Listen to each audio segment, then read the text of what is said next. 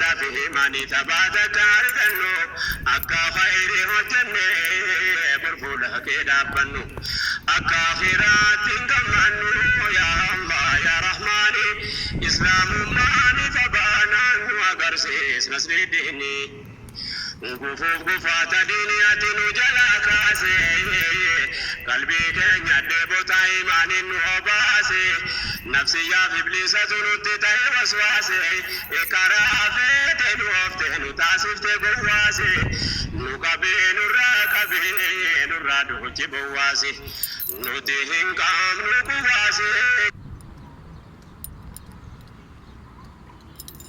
السلام عليكم ورحمة الله وبركاته.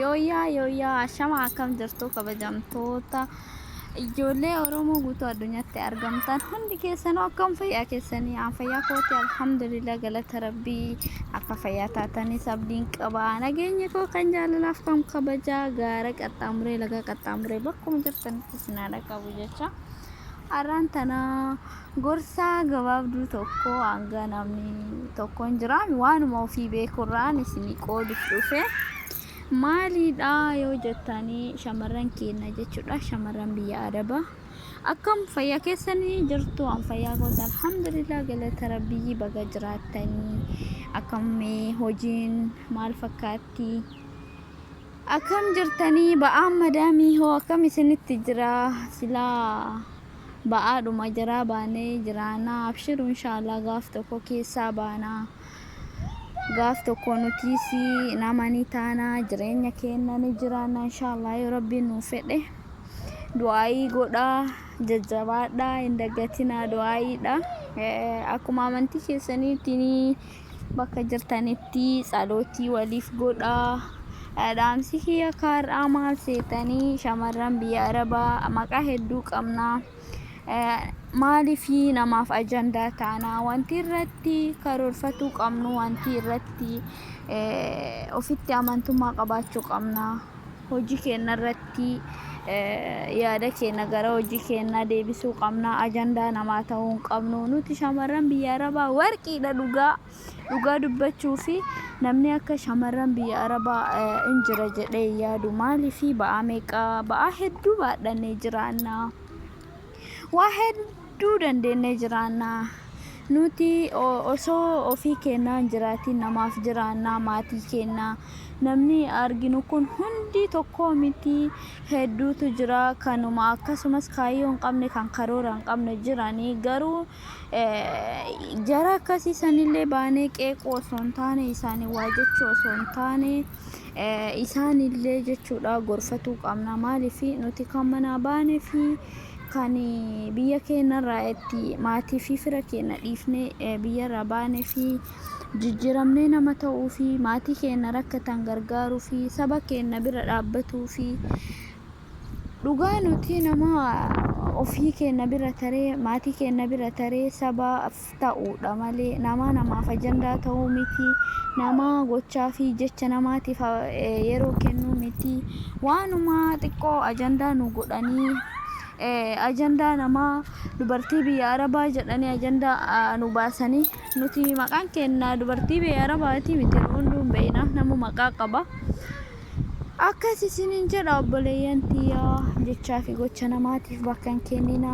hojii mana Arabaa eenyuyyuu hin beeka akkasuma taanee waa meeqa keessa tarree dhugaa dubbachuu fi yeroo tokko yoo laalu waan hin goonu kana yoo laalu dhugaa jechuudha namni akka kennatti danda'ee hojii Arabaa danda'ee hojii Arabaa bira taree maatii kee dubbisaa hojii meeqa biyyatti hojjetaa waa karoora kaayyoo fi karoora hedduu qabna rabbiin dandahaadha warra waan itti xaare kana hunda irraa fayyadamu gatii dadhabbii kennaa warra argatu rabbiin nu haa godhu inshaallah akkasumas immoo wanta danda'amu tokkoon akkuma beekamu umrii namaatiif hin deema akka kana boruu hin jiru gatii dadhabbii kennaa kanammoo waan tokko godhachuu danda'uu qabna maatii qofa jennee osoo deemnu immoo nuti ofii keenyaaf osoo waan godhanne hafnaa fira keenya jenna. Anumarraa yoo eegale maatii kiyya jedha ara isaaniif godhee boru godhadha jedha. Akkas qofallee osoo hin taane ofii keenyaafis fayyadamaa namas gargaaru nuti nama bira tarree maatii keenya bira tarree biyya kanaafiyyuu dhugaa bu'aa hedduu buusaa jira. Maaliif namni tokko yoo rakkate maatii keenya naman ta'in hin jennu nama rakkataa gargaarudha. Miidiyaa yoo ilaalte miidiyaa kana namni yoo waa rakkatame yoo waa dubbatame kan bira dhaabbatu dubartii biyya Arabaati. Dubartiin biyya Arabaa jajjabeeffamuu qabdi malee qeeqamuu hin qabdu, arrifamuu hin qabdu. Ajandaa namaaf ta'uu hin qabnu, yeruma kamiyyuu jajjabaatuu qabna. Waanuma kamirratti iyyuu eessayyuu jiraatte eessas tokkummaa keessan cimsaadha. Keessattuu ijoolleen Oromoo dadhabbina baay'ee qabna. Dadhabbinni keenya wal tuffachuudha, wal qeequudha, wal xiqqeessuudha. Wal xiqqeessuu, wal qeequu, wal tuffachuun hafee wal guddisuuf odoo yaadne baay'ee tokko namatti tola. Akkasumallee dhaamsiin ani qabu yoo jiraate warra amantii fi kutaa fi gandaan wal qooduu fi dhaamsi kiyyaadha. Amantii fi kutaa fi gandaan waliin qoodina Oromootiyya. Nuti tokko amantii fi kutaa wal qooduun nurraa hin eegamu. Nuti saba baratee nama saba fakkeenya namaaf ta'uu danda'u malee nama namni quba itti laatu ta'uu hin qabnu. Tokkummaa keenya cimsuu qabna. Eessallee jiraanne eessasi. Akkasii obboleeyyan tiyyaa tokkummaa jabeessaa, tokkummaan humna. Kaayyoof karoora keessan manaa baataniif hin dagatinaa. Hedduun keenya namni biyya jiru yoo ati tarii uffata jijjiirattee gadi baatu waanuma tarii sitti tolee akkasitti uffattee nyaattee dhuydee akka barbaaddetti jireenya jiraattu itti fakkaata. Akkasii miti jireenya biyya namaa kana kama argitu beekaa. Wal jajjabeessinaa, wal bira haa dhaabbannu, tokkummaa keenya haa cimsinu. Oromootiyya jabaadhaa, rabbi isin haa gargaaru obboleeyyan tiyya. Hedduu takkaan isin jaalladha. Anaa olitti rabbiin isin haa jaallatu. Assalaamu alaikum warahmatullahi wabarakaatu. Nagaan naa tura, nagaa keessanaaf jiraadha.